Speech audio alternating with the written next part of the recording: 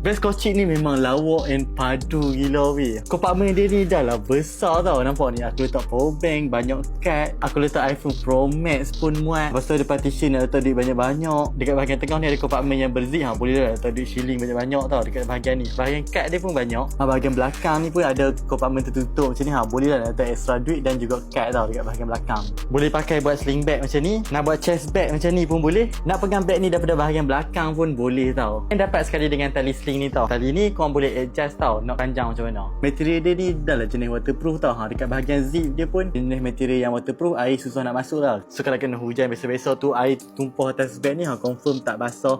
Barang-barang dalam ni pun takkan terkena air tau.